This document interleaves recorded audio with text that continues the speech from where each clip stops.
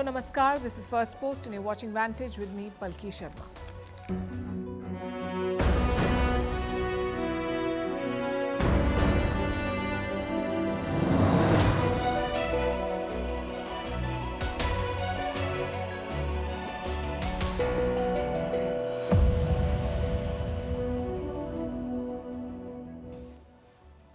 After more than 3 years of war, Russia and Ukraine have a limited ceasefire in place, but the attacks are still on.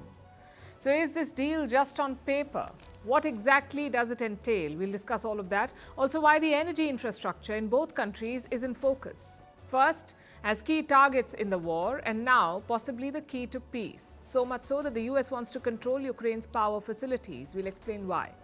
Meanwhile, in Gaza, the ceasefire is over. The war is back, complete with an Israeli ground operation in the Gaza Strip.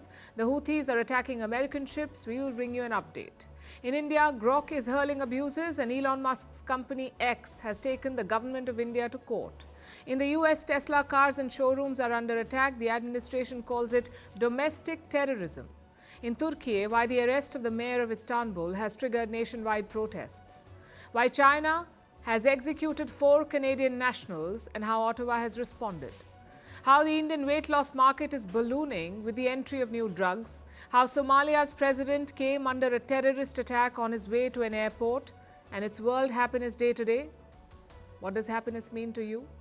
We will talk about it. The headlines first. In India, at least 30 Maoists killed in 2 separate encounters in the state of Chhattisgarh. 1 security personnel also lost their life in the gun battle. A large cache of weapons has been recovered from one of the encounter sites. Union Home Minister Amit Shah hails the operation, saying it's a big boost to a naxal-free India. Iran calls US President Donald Trump's letter to its supreme leader a threat. In the letter, Trump set a 2-month deadline for Tehran to reach a new nuclear deal. Iran claims the US invitation to talks is aimed at deceiving world opinion. During his first term, Donald Trump withdrew from a landmark nuclear deal between Iran and global powers. In the Democratic Republic of Congo, the M23 rebels seize another key town. The Rwanda-backed rebels have taken control of a mining hub. It comes despite attempts to broker a ceasefire. On Tuesday, the Congolese president and his Rwandan counterpart held surprise talks in Doha.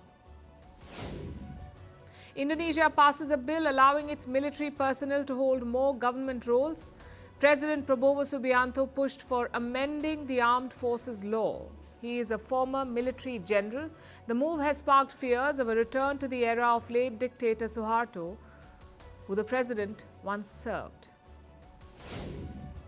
And the saliva ban is lifted for the Indian Premier League this year. The Board of Control for Cricket in India has revoked the ban. It was implemented during the COVID pandemic in 2022.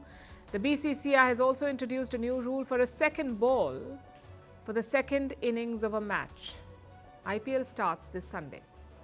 Good afternoon, Prime Minister Luxon. Good afternoon. Making headlines in India well before you landed here. New Delhi has raised concerns in the recent past vis-a-vis the Khalistani separatists that operate in New Zealand. How do you propose to address these concerns? In our democracy, we believe in the freedom of speech. Organizations like the Al-Qaeda or ISIS were to hold a referendum in New Zealand, something related to one of your Western partners. Would you say the same? We have very well-defined laws in our democracy. No specific conversation on Khalistan on this visit. It was raised with me. I also raised back our position. Are you willing to be open to these concerns from New Delhi? As I keep coming back to you to say, we have strong laws in our system.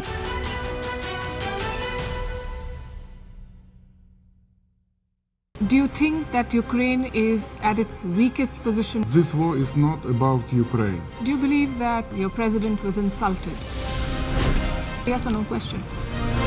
Is Ukraine prepared to pay the price for that peace? No compromises at the cost of territorial integrity and sovereignty. Diplomacy will work? Yes, Do you it think will. Russia will give up the territory if there is no ceasefire? Do you propose to keep fighting? We are ready to resist. Do you think there will be peace? Many countries gave us 3 days. President Trump said you don't have any cards. We do not have another choice. How do you keep fighting? You ask me once again the same question. Because you've not answered my question. We have enough capacities to keep fighting.